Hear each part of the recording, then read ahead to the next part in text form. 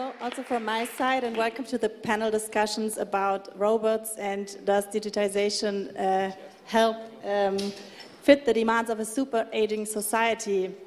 In the next hour, we will have a look at the potential of IoT and robotics in the field of elderly care, which is one where demographic change will hit us most.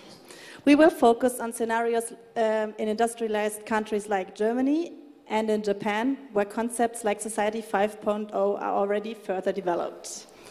After first discussion with our experts, I invite you all to ask your questions, so we'll reserve some time for that in the end.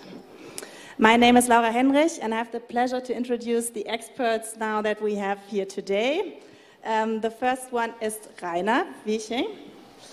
Hello. He's, hi. He's a senior researcher at the University Siegen and has brought his co-worker Pepper with him. Rainer has a vast experience in the health sector and has worked in different European research projects in elderly care. And right now, his projects are focused on the implementation of robotics in care, comparing Germany and Japan. Yes, hello. It's my pleasure to be here with you. Yeah. Hi. Stay here, Rainer. Stay with me. Then we have Sara Cosentino. She's an engineer, an academic researcher, who has moved to Japan right after her degree for an internship and has done, after some relevant work experience, even a PhD in Japan.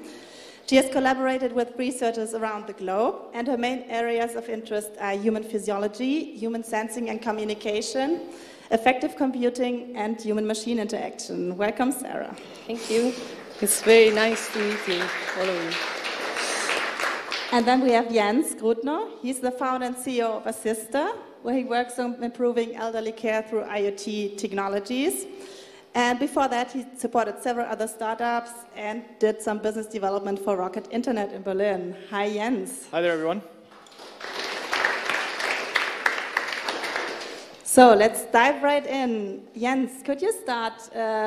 What are the challenges that I mentioned that we are facing, and how do you think technology can help us with that? First, 2 words about what I'm doing, then about what I think the challenges are. What I'm doing is incontinence care. Basically taking something that is very, very manually for years and decades and using IoT technology to automatize it in a certain way and help people with that. That's what I do, so incontinence care. I'm the defecation and urination guy. So what the problems are, we already have a problem, and everyone knows that probably here, with many old people that are getting more and more. That's not a bad thing. We want people to get older and older. The thing is, we don't get enough babies, meaning the tree of old to young looks worse every year. And next year we actually have more people above 60 than under 30, right? So the people that can care are getting less and less. The people that need care are getting more and more. So how can technology help with that? I think we can do 3 things broadly, and that's either there's more people that care, meaning we import people to take care of our older ones, because we can't do it all, or we train people and incentivize people to go into that direction and profession, or use technology combined with the others to assist the people that care for more people to do their job better and better and more efficient. And we're on the last side, so using IoT, so technology that wasn't there before, to assist in that one. Okay. I would like to have a look at how that looks like already in Japan. Sarah, you have lived there for some years now. How would you describe the Japanese attitude to robotics and IoT? Okay, first of all, I brought some movies that maybe we can show, Yes. just to have an idea of what's... Here's your computer. Okay, just 1 second. Okay.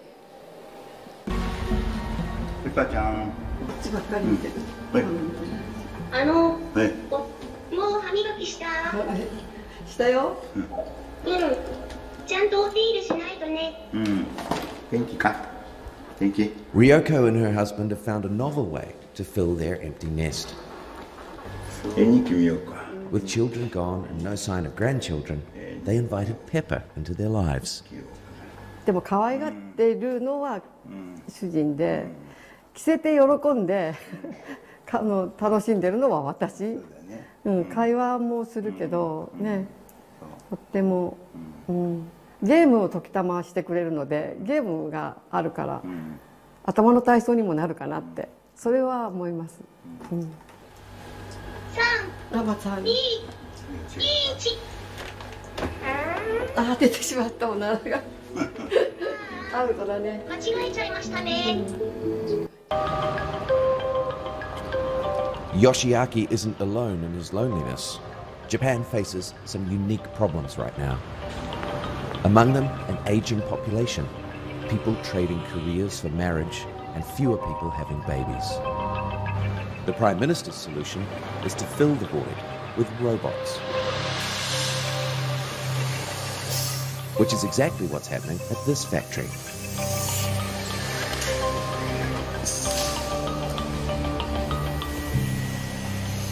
一緒に働くっていうのは非常に可能性があって、今労働人口が少なくなってきたりしてですね、その辺の補填で、うちも自動化を進めてきてます。で、一人がですね、今までやってた生産量よりも 1.5 倍とか2倍にしていかなきゃいけないっていうのが現実なので、そういった時に例えばこれLINE のメンバーの写真なんですけど、人がいて、ロボットがこの中に。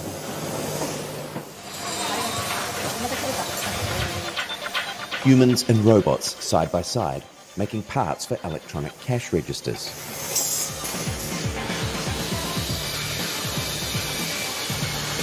At $10,000 apiece, these robots cost much less than a human worker's annual salary, and they don't need lunch either.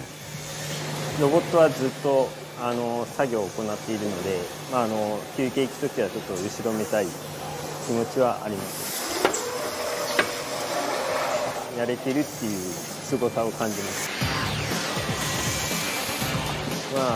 ロボットによってなんか顔の表情が違ったりするのかなっていうのは形をしているので、ロボットというより人間のような感じがして馴染んでいますね。感じです。These workers aren't too phased about the robot takeover. So, I think that probably this is the situation in Japan at the moment. Maybe slightly different from the approach you have in Europe. And I think this depends also on the culture background. Like in Japan, the culture also comes from the religion that everything has a soul. So this approach of being like treating the robots like other sentient being is a little bit normal. That might be completely abnormal in Europe, but it's because everything in Japan has a soul. So basically, even the items, they can interact. They are part of the greater nature. So this idea is that robots, okay, maybe for a European point of view is a little bit too much, but the idea is that we interact with robots in a very natural way. So I think this is the main difference in approach between Japan and Europe, where, for example, my mother, I brought her like a vacuum cleaner robot, very easy, and she was like, oh, I can vacuum by myself. I don't really need a robot for vacuuming. So it was like, are you scared of the robot? It's a very small thing. So maybe we should work a little bit to meet in the middle, like use the robot as, I don't say maybe complete partner, but to be able to use the potential the robots have. A little bit like in Japan, they are trying to do. Okay, thank you, Sarah. I would like, since we have one here, I would like to ask him, what is it, Pepper, that you do exactly in your projects with Rainer? In the projects with the University Siegen, I learned together with students and care scholars in real situations what care of elderly people mean. Together with the elderly and carers, we try to find out how I can help them. We call this participatory design. Yeah, and Pepper, what in detail are you doing then in our care homes around Siegen? I can move very well, can hear, see, speak, and even recognize emotions. In the last year, I learned a lot with the caregivers and seniors. For example, doing Tai Chi and playing memory. Answer questions, sing, dance, make some jokes, and so I try to bring some joy and excitement to the elderly. Yeah. And what are you not able to do and also not willing maybe to do? What I don't want to do are real care activities like washing, combing, dressing, and all the activities from human to human. In the future, I can create free time for the caregivers, that they can spend more time for the activities with the elderly. That is my great potential. So that means you want to act as an assistant, that the carers maybe have more time, isn't it? Yes. So, Rainer, what is your experience? How do older people in Germany react to that's, Pepper? so to say, very different. Maybe we can show one of our movies again. Thank you for doing that. Yeah. Great. Yeah. So this is a situation if the movie right now would start. Where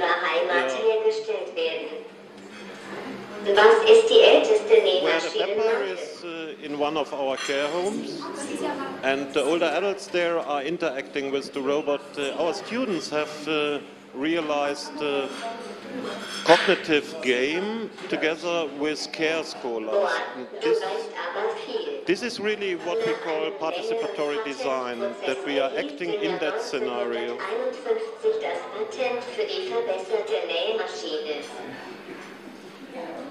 Yeah.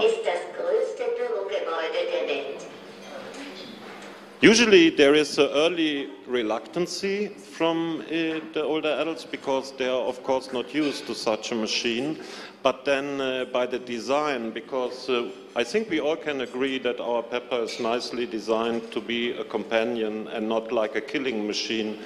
What the European society usually thinks about robots, that they are destroying us, that they are taking over the world somehow. That's our impression here in Europe. Very different to the situation in Japan, as Sarah has already explained, where the robot always is seen as a helper. And then after a first contact, it is really a situation that the people are very positive to that robot. The older adults, most of them, as you can see here, and that's the reality in our settings, and also the care persons, because in the beginning, of course, they might think that such a robot might steal the job over a certain period of time, but then after being in contact with that machine, they immediately realized that that could never be the case, at least not for the time being. So if you bring that new technology into real practice and include the people which are dealing with them in that specific setting, it can work very nicely. This is what we have learned in our sessions so far. And this is what I can say to this aspect. And then with ongoing time, some of the older adults really want to try to build up a relationship to that machine because, as I said before, and it's really nicely designed, it's able to talk with them. It's bringing some fun, and then with ongoing time, it's really that they like it. Most of them, of course, not all. No? And and also with dementia patients, it works well with the music, no? Because he's really able to do nice movements, exercise and stuff, and to be something like an activator for the people, no? To move and to sing. And we are selecting then the old songs from the 50s and the 60s, which they can sing together with the robots, and they are really including it. So this is our first impression. but it's only short-term data. We do not yet have long-term data where the robot, for example, is for months inside such a care home. This is where we are applying for in research and development projects in Europe and Germany. We hope that we will be successful with this, but for the time being it's only short-term contact. We are there 1 or 2 hours, but we do it more or less every second week, so the people are already really used to the robot as well. Yeah. Okay. And you can see that the embodiment, the movement with the arms and so on works very well. That the seniors are really doing it like it would be a physiotherapist or an exercise trainer. And that could be the help as an assistant. Yes. Jens, I would like to ask you a question. Now we've seen some great examples through like support, emotional support with robots, but of course higher efficiency and automation can also lead to a business case in care. How can we make sure that it's not just about cutting costs in the end? So questions to the audience about cutting costs. You have 2 car dealerships. There's one selling you the car that you want for 20,000, the other one for 10,000. Who's going to buy the 20,000 car? So you cut your costs in half, right? You have the same product. I think that's quite good, right? So I want to cut costs in every way possible, right? So if you cut costs by 50%, you can either leave it at that and have the same quality, or you stay at the cost and have double the quality or service of care, stuff like that, right? So we're about, yes, cutting costs, right? Leaving out stuff you don't need to do, right? False positives, false negatives, take those out through data and sensing, and then try to increase the quality with fewer amount of people. Because we will have fewer amount of people, right? That's a fact. We don't want it, it's a fact though. And there's always, I think with every technology, there's going to be problems, right? People, when cars came up or trains, said we can't travel at those speeds. We're going to die all. Not because we're going to crash, but we're going to die because of the speed. Right? There's always going to be some naysayers, very nay, and very yay. And it's not any of those probably, it's somewhere in the middle, right? But I think in care especially, with stuff like this, people in care are fundamentally good. That's what I believe in, right? You don't go to care to make lots of money. It's not the monetary stuff, it's you're a good person normally. I think on average, maybe more than in other parts of the industry. And it's not about replacing, but it's about assisting, right? This thing will not replace, I think, right? You're not going to say, I'm going to hire 5 robots, but it's going to assist in the time maybe you don't have with the patient. That time will get better, right? Or assist during the time you have with a patient. Stuff like that. It's not replacing, I think it's assisting. Same for us. It's assisting to make more of the time and quality. But if we think about implementation on a larger scale, Pepper, what legal framework are you operating in right now when you interact with older people? I don't know. Are there any politicians in the room who can help me? I have a question on this. What are the rules for me to act in such a scenario together with the carer? And is there already legal framework for my actions in such a scenario? And how about ethical questions? If caring for older adults is taken over by me, do you have specific values for this? I think I give it back to Rainer, who knows a lot about value-based design. Can you explain a bit what this is and why we need it in this context? Yeah, I think it's really needed in this context because it is a very sensitive context, isn't it? The caring of older adults. No? We all know that caring in Germany and most parts of Europe is a private business, and that might be the problem. So even if we are able to gain the carers a bit more time by the support of such a robot, it could be the case that everything is, again, then invested into new work and not left for the people really to deal with the human beings. So putting values inside such a machine is very important. We all know about artificial intelligence, autonomous systems. If we are talking about self-driving cars, okay, there's the problem of decision-making in specific situations, but other all other aspects are more or less engineering stuff. No?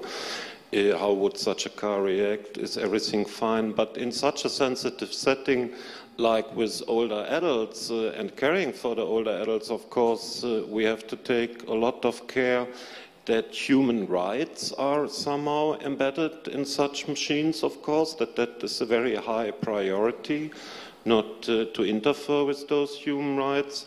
Also the responsibility of such machines, or the manufacturers or the operators of the machines, who can be held guilty if something went wrong. For example, if we extend such a machine to remind the older adults taking medicines, and there might be something like an endless loop or stuff like that, that he's always saying, please take your diuretics, please take your diuretics, and so on, and then there is a serious harm to such older adults, of course.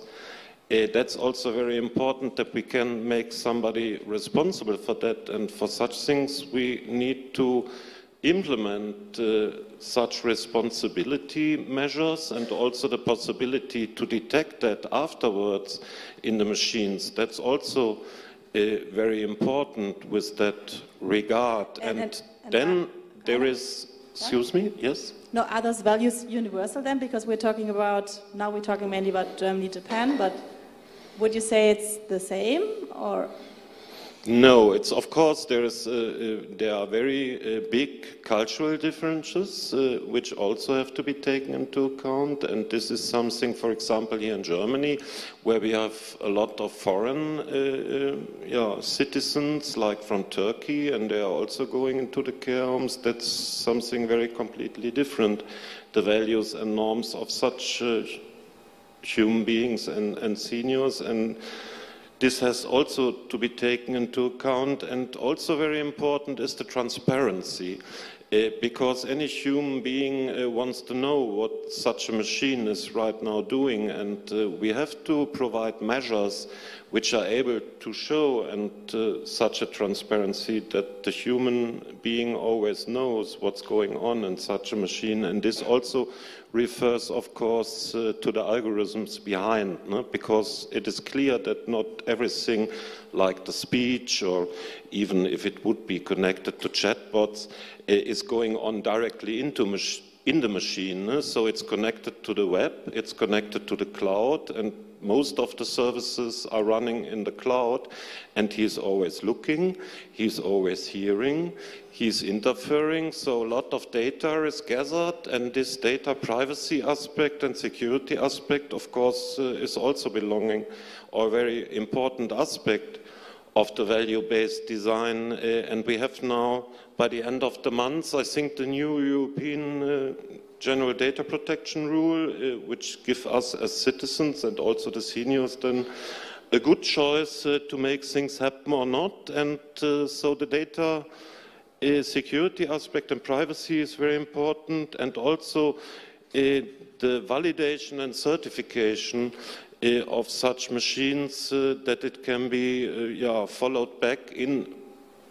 the case of something happening what is not wanted beforehand, that we can make somebody responsible for that. And finally, I think that also in industry, in the future and already now, the people who are manufacturing and building and developing such machines, ethics are not really a matter there, and that should, from my perspective, also be changed, that those people who are constructing such machines have a good chance to learn about ethics, because usually those engineers are not able to do it. No? And just by the curricula of the study, no? It's not foreseen in such an educational setting, and also, as I said before, in the industry. So there's really a lot to do, also related to socio-economics, because if we are thinking 10 to 15 years in the future, if those machines are active, they are not yet paying taxes, and they are also not paying social insurances, and that's also a very important aspect if we think about more and more of those machines are acting in our society. So who's paying for those taxes? And for the social security systems. That's also important, so the legal framework needs to be defined, I think, very soon, because those machines certainly will invade our life, step by step, of course, but that will be something which will happen. And we need also legal legislation, I think, on that issue. Yeah, and then it needs to be socio-economically stable, that we do not lose too much jobs by that, and yeah, that there is a social security for the people remaining. Mm-hmm. Yes. I would like to go a bit deeper in the topic of data that you mentioned also, Rainer. Jens, we said there's a vast amount of data created when we use such systems, autonomous system. What can we do with that data? Collect it, look at it. Sometimes when you first hear things, they sound stupid, right? So if you say, I'm going to combine predictive maintenance with incontinence care, it sounds stupid in the beginning. It's not that stupid, right? So if we look at what were we able to do in other manufacturing or logistics settings, right? In manufacturing, you have predictive maintenance, right? So you want to know when something breaks or happens that you don't want in advance, so you can act before it happens, right?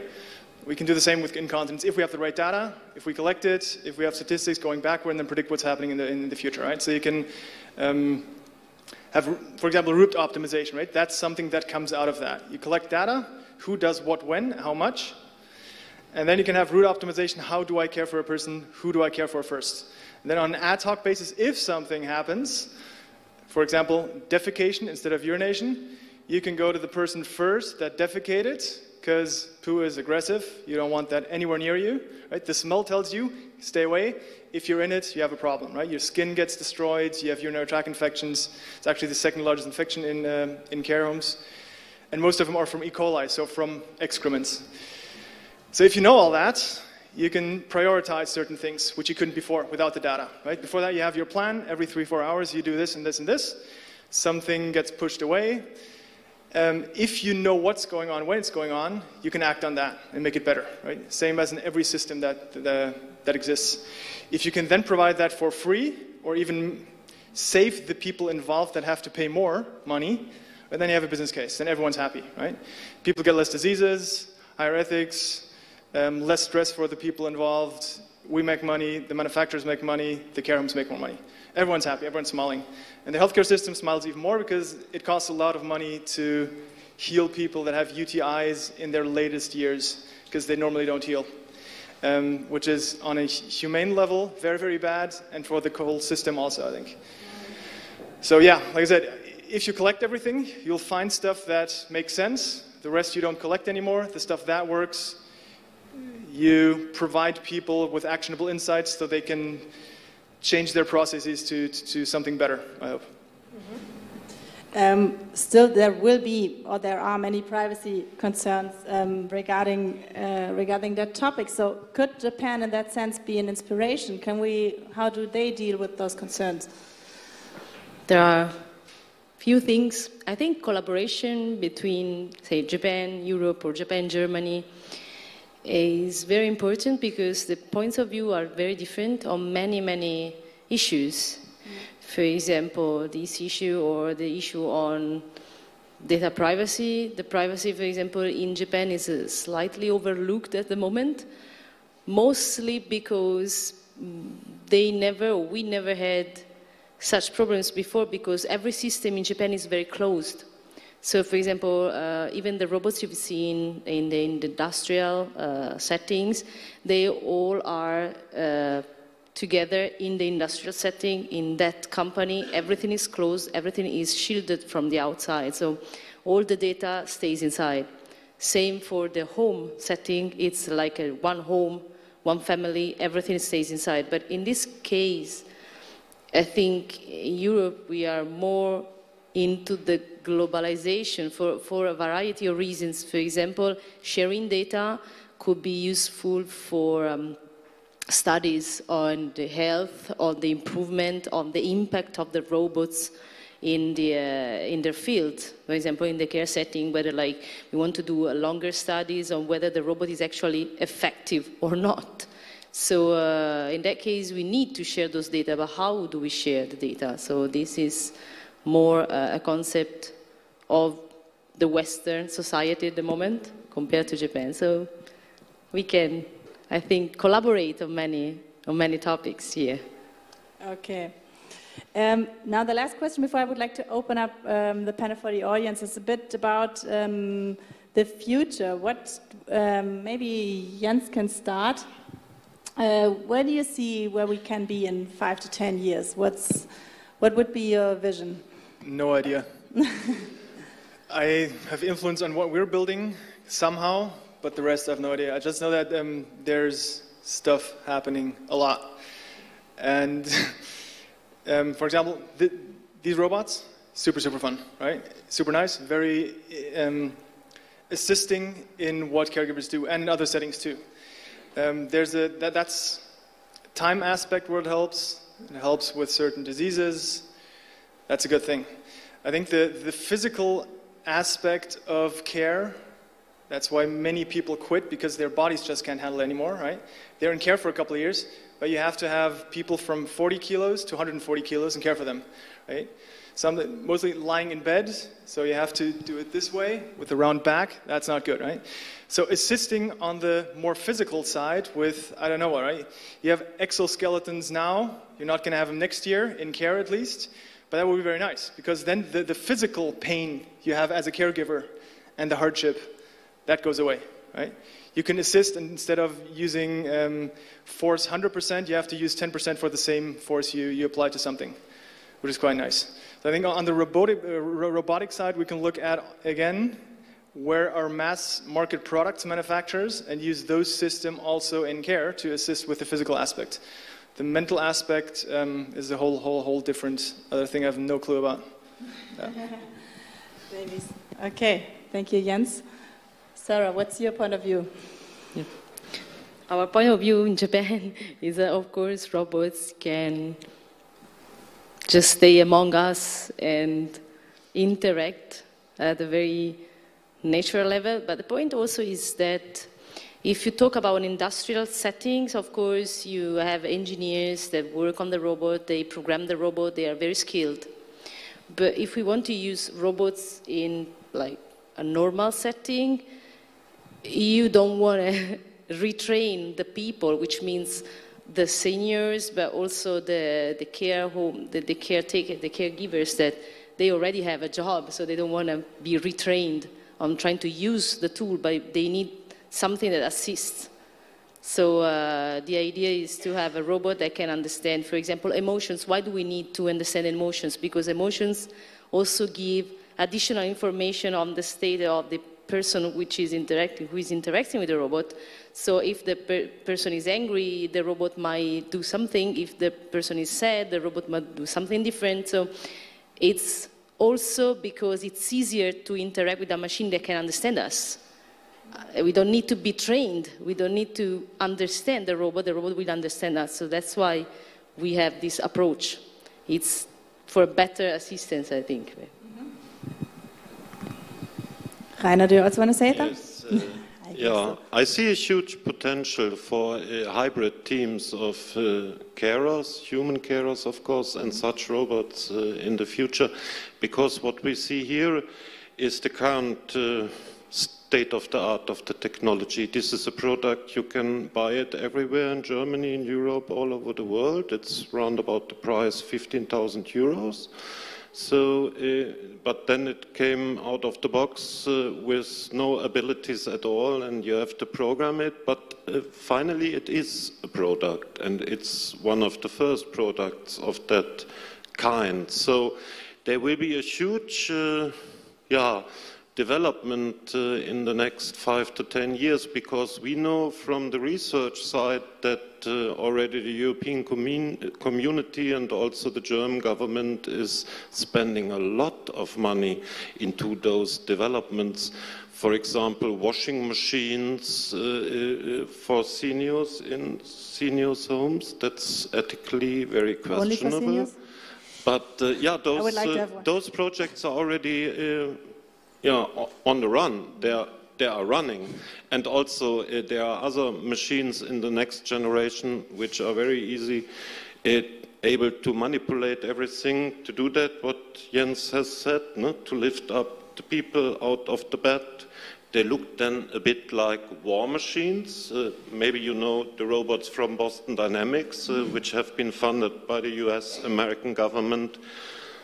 Yeah, more on the military side. No? Those machines are able to walk, and those machines are able to make flip-flop and also salty and everything, and also the artificial intelligence will develop very severely in the next years. So I'm pretty sure that those machines, as I said before, will also enter the care situation because our governments are supporting that very much.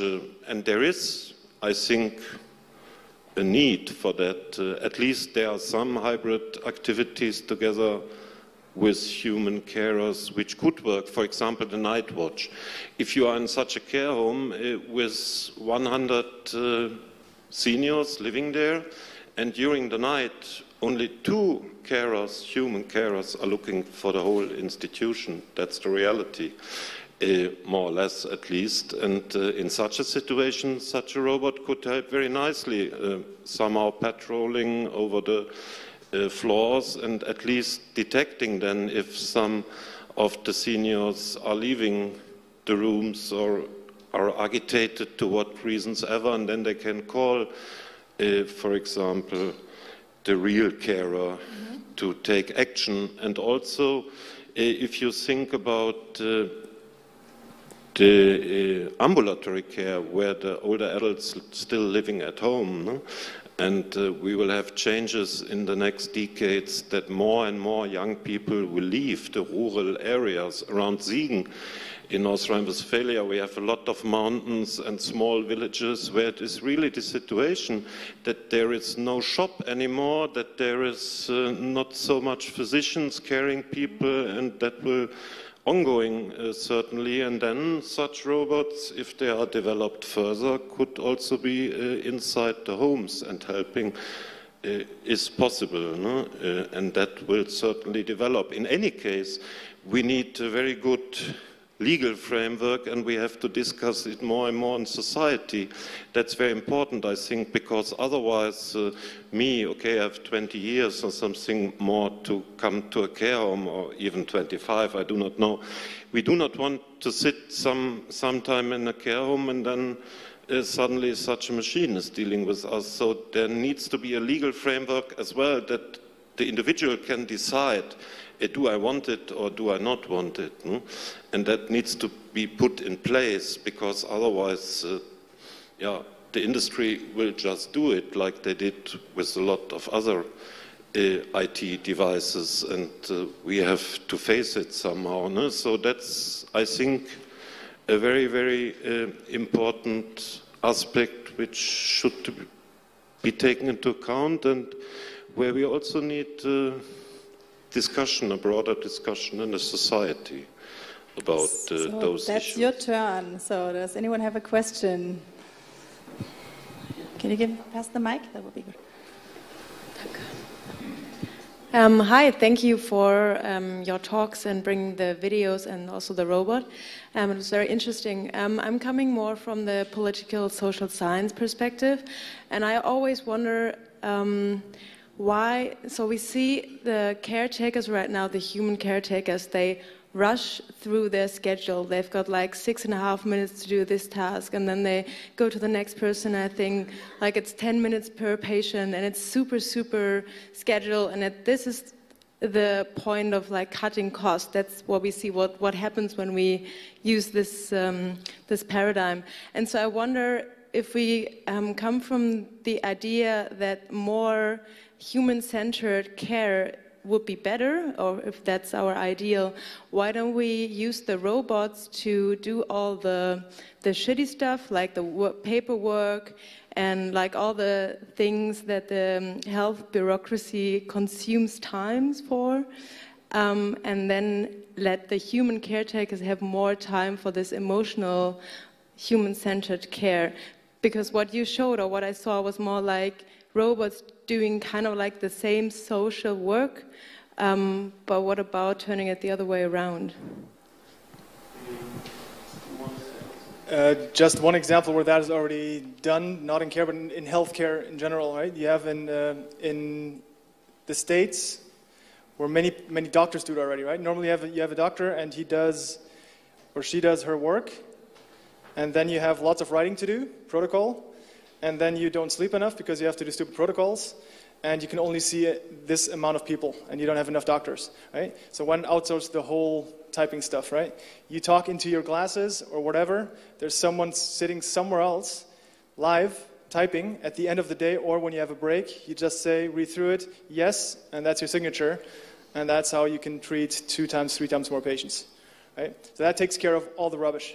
And the number one complaint, if you ask caregivers, is documentation, right? That's the number one thing, and there's people working on that too, right? There's people working on exactly the same thing. What you can do with doctors, you can do in care, where you basically talk to the person or something, you automatically, the system knows what you're doing. Then you have problems though again, right? I don't have a solution, but then you have problems because caretakers know, if you know your clients, you need 7 minutes for that person, 1 minute for that person. But you have 3 minutes each or 3 minutes 50 each. They will say they spent here the same amount as here and allocate it other. If you have now documentation that's automatically, you can't do it anymore. You have to treat everyone the same, which doesn't work, I think, right? So there has to be adjustments in that. There has to be more flexibility, I think. And I forgot the questions, actually. I just want to say the example of where it's done already, where I know it's done, and where everyone's happy, so it's possible. I could also try to answer a bit your question at least. Of course, documentation is a big burden for the caregivers, and there are already systems available which make that happen by speech documentation, and that could also be a good use case for such a robot acting in a team with a human caregiver to make that maybe a bit more easier, and also it could be connected to IoT and medical health records, stuff like that, and showing this. But this finally, I think, will not solve the problem, because the machines and also other digital helpers are able to do a lot, and they are freeing, if they are running well, they are freeing time for the carers. The problem is just our system, because care is private in Germany and most countries in Europe, as I said before. And every free time will be just again invested into a shareholder value. And that's again where we need such legal frameworks to make that somehow, to prohibit it. And also lying in the system, because I've been 15 years in pharma marketing, it's also a matter of paying the people, of course, not that they only have 6 minutes. It's a matter of the budget, which the German healthcare system, or also the other European healthcare system, are providing to do that. And why don't we have that money? Because for the carers, I mean, we have a lot of money in the system. I know that from oncology, where 1 year biomedical new drug treatment to gain 3 months of more life expectancy costs more than 200,000 euros a year. And there we know a bit where the money is going in. So that's something which can only be solved, I think, by our politicians, and finally by us to make the politician this doing. Yeah. Any other questions? Please raise your hand. Hello, thanks for the presentation. Empathic work in care is the core, because we all want to have somebody in front of us who understands who we are as a person. And I don't know if Pepper has these abilities yet. Can you tell us maybe in Japan what is the science about robots that actually could be able one day to do this empathic work in care? Is there any science going in this direction? There is. Okay, of course, like Pepper is the state of the art coming from Japan. But robotics in Japan is everywhere. And so we have lots of research in every direction and using robots in any field. So this is an example of what you can do or how the robot could be in normal settings. There are different robots. The answer is very tricky because the problem is that it's, as he said, that there are so many different issues, and the issues are legal, there are issues of design, issues of acceptance, participatory design, because everyone has to accept the robot and understand its limits, which, of course, there are many. So there are several studies on this. So I think, as you probably have seen already, the robot is nowhere near perfect. This robot specifically cannot do any petty work, like just social. The social part is also because we can use it as a study, study robot, study case.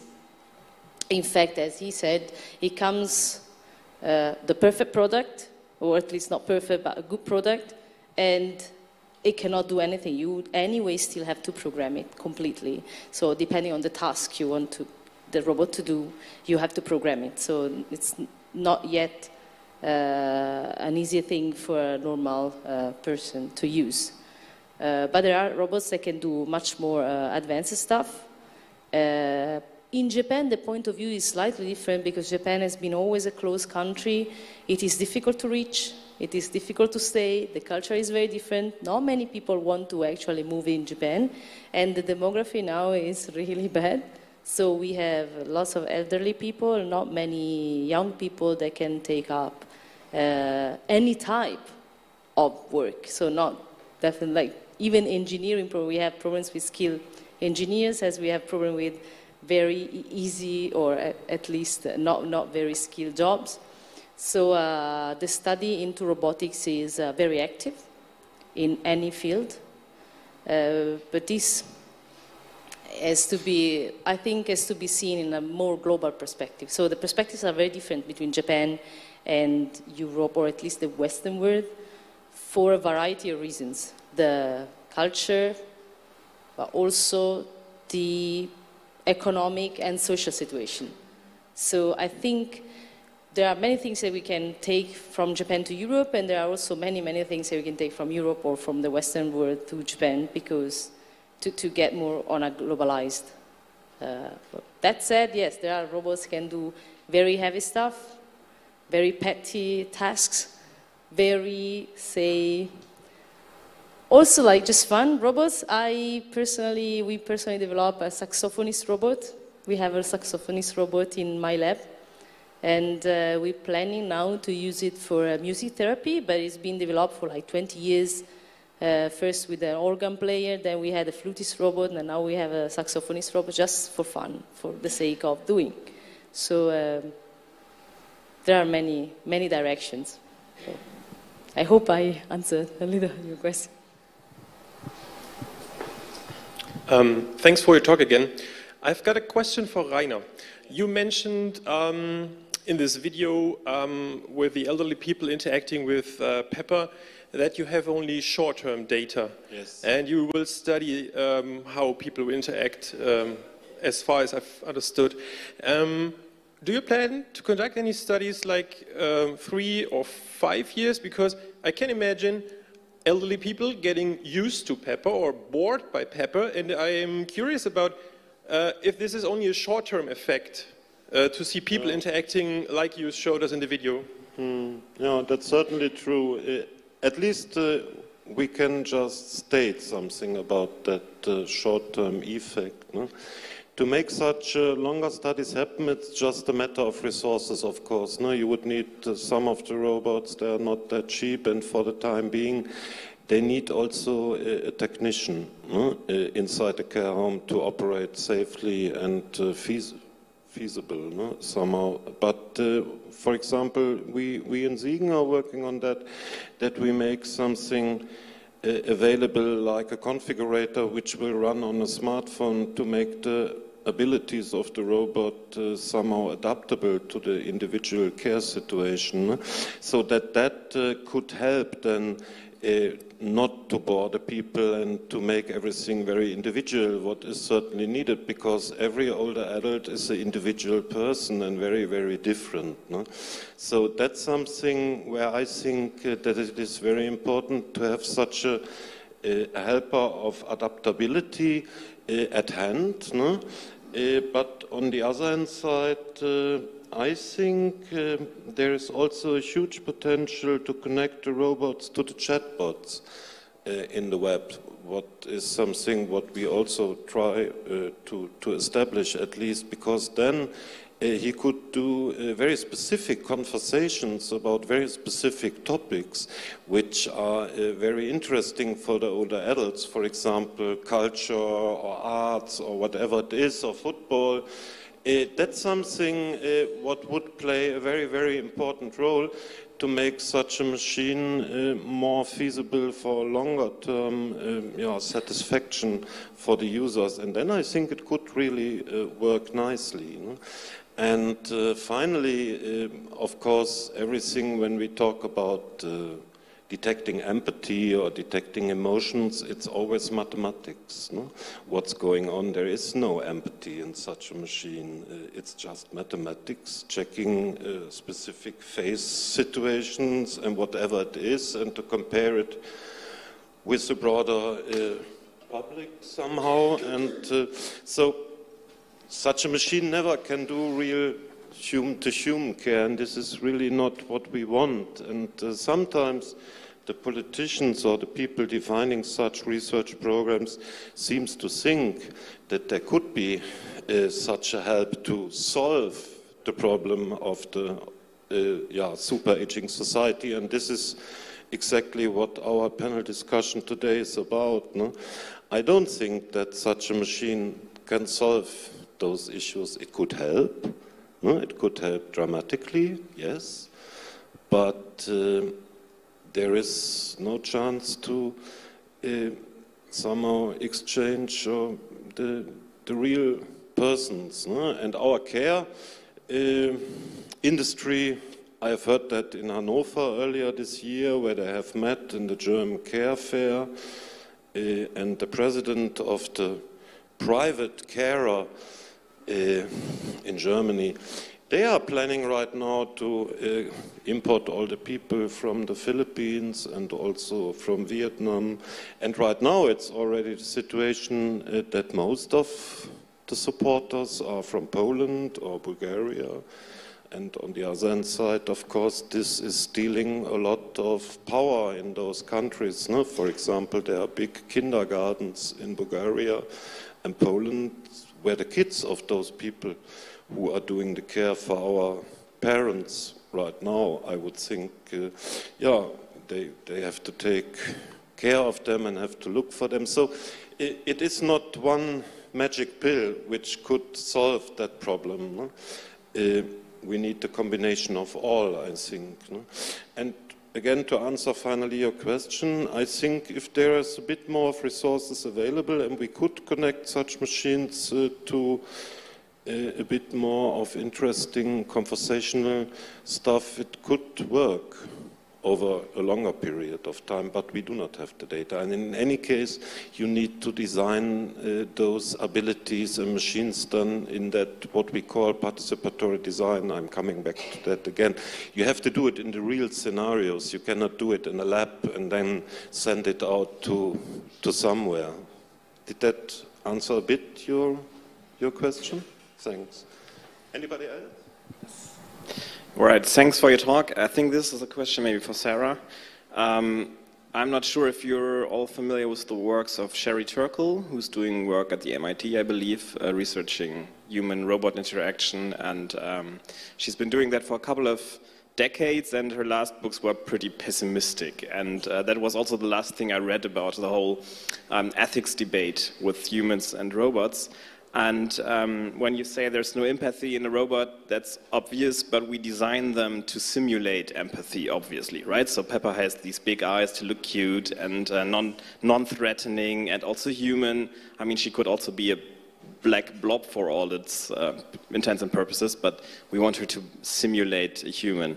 So is there any data from Japan maybe that has tracked which kind of effects emulated or simulated empathy has on the people? Because one of the videos you showed was just a Pepper dressed up and to elderly people who I believe see her as part of the home. I mean, that's also what we see with Aibos in Japan, very popular but not real dogs. So yeah. What kind of effects do we see on elderly people when they deal with such a machine for a longer time? In Japan. Then, this is like a very, very deep question. One of the reasons for which we are moving towards humanoid robots instead of, I don't know, dogs or something, is that there are many, many studies that show that we are, the more we interact with some intelligent media, which might be anything, a computer, your phone, the GPS, we start to interact the more nature as possible. For example, I yell at my GPS all the time when I get lost in the middle. So it feels stupid, it does feel stupid, but I still do it. It's like, and then I realize, okay, maybe it's me. So the point is, we interact naturally, and we expect the machine to interact naturally. So this is tricky because, of course, it might look unethical to try to fake the human response. But it's not really faking the human response. It's trying to not really showing empathy, but to give an idea that the person can interact naturally and give the robot a real ability to interact as naturally as possible. So that's our point of view as engineers. Because if you interact naturally with a robot, and we can understand what you want to say, like emotionally speaking or just communication, then for us as engineers, we have an idea what you want, 100%, or at least 95%. Because if I say, stay far, but I'm laughing, I'm giggling, of course I might want you to interact. But if you say, stay far, and I'm worried, I look worried, the robot might want to stay far. So this is our point of view. Another point of view is, of course, the famous Uncanny Valley that is in robotics. So the more the robot looks like a human, or the artifact, because also with dolls works similarly, the more we attracted to interact, and the less the robot is responding and we expect it to do, the more we feel in an awkward situation. So it's like, I don't know what to do with this machine. So a reason for which this Pepper looks exactly in this way is that it's obvious that it's a robot, right? Like, you see it, it's a robot.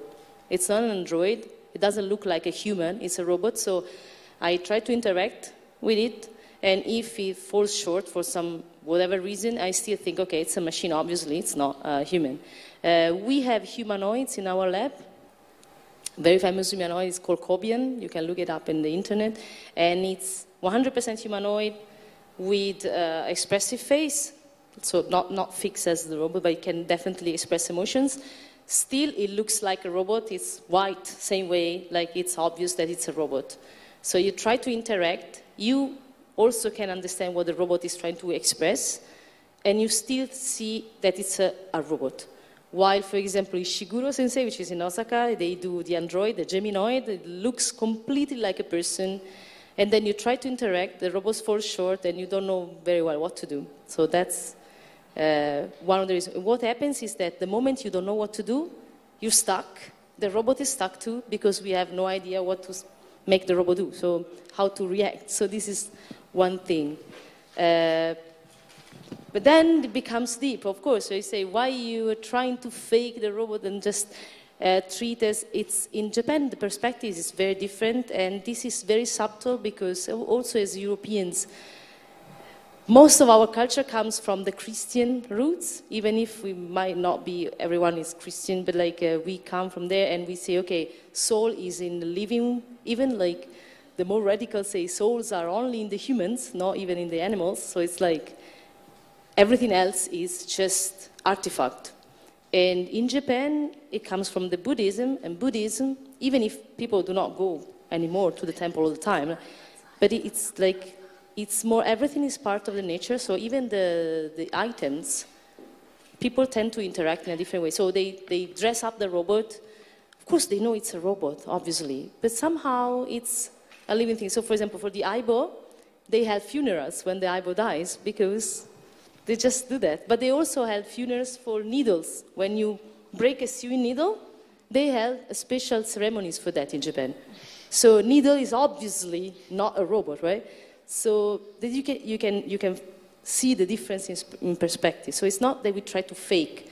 We try to reap on the benefits of having an understanding of what the human is doing. And then everything else is obviously, we are the programmers, so we are humans. We bring with us all the biases, all the other problems. So for example, artificial intelligence, that's a different thing. Artificial intelligence has to be programmed, like treated in a different way from the machine. Maybe I heard. Thank you, Sarah. I think we could go on, but our time is over, so I thank you all for joining this session. I hope you have some more insights on this complex topic, and enjoy the rest of the day. Thank you so much. Thank you.